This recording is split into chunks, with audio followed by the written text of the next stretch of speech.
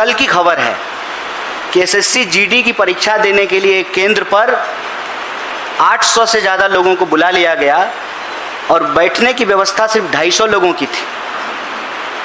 जो शिक्षा मंत्री, जिस देश की सरकार एक परीक्षा नहीं ठीक से करवा पा रहे हैं, आप बताइए कि एक साफ सुथरी परीक्षा के बिना, इस देश में ईमानदार गुरु के बिना हम विश्व गुरु कैसे बनेंगे।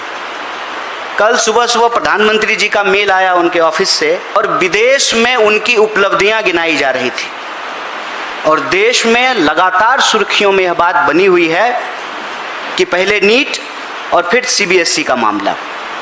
और सीबीएसई का मामला ऐसा है कि एक 17 साल का बच्चा अपनी समस्याओं को लेकर गुहार लगाता है और सरकार की चापलूसी में अपने रीढ़ की हड्डी खो चुके पत्रकार आनन फानन में उस विद्यार्थी को देशद्रोही और पाकिस्तानी बताने लगते हैं। दिक्कत यह है कि जब प्रधानमंत्री जी और उनके दोस्त को ही देश मान लिया जाता है तो देश हित की हर बात देश विरोधी लगने लगती है।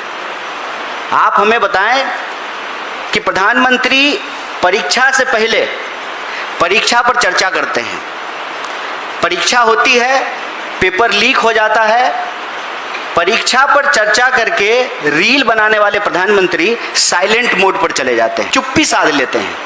एक शब्द उनके मुंह से नहीं निकलता है कि ऐसी क्या मजबूरी है कि एक अयोग्य शिक्षा मंत्री को आप शिक्षा मंत्री बनाए हुए हैं। साहब वो आपके ही कैबिनेट के मंत्री हैं, ट्रंप नहीं है कि 45 डिग्री में आप कांप रहे हैं उनसे इस्तीफा लेने में, उनको उनके पद से हटाने में। ऐसी क्या मजबूरी है। आप पिछले 2 सप्ताह के घटनाक्रम को देखिए। नीट का पेपर लीक होता है और पेपर लीक होने पे दलील ये दी जाती है कि पूरा पेपर लीक नहीं हुआ है। पूरा पेपर लीक कब होगा? जब क्वेश्चन पेपर न्यूज़पेपर में छप के आएगा। व्हाट्सएप पे क्वेश्चन पेपर घूम रहे हैं, पहले उसको दबाने का प्रयास किया गया, फिर स्वीकार किया गया कि पेपर लीक हुआ है, फिर पेपर उसको कैंसिल करके दोबारा पेपर कराया जा रहा है। 1 महीने के भीतर 20 लाख से ज़्यादा विद्यार्थियों को फिर से नीट का एग्जाम देना है। अभी नीट के मामले में प्रतियोगी छात्रों की आत्महत्या की खबरें आने लगी, फिर सीबीएसई का मामला आ गया। ऑनलाइन स्क्रीनिंग के इतने मुद्दे उठ करके आए, इतनी समस्याएं उठ करके आई और उस पर जवाब देने की बजाय सरकार के समर्थक पत्रकार जो है विद्यार्थी को ही पाकिस्तानी बताना शुरू कर दिया।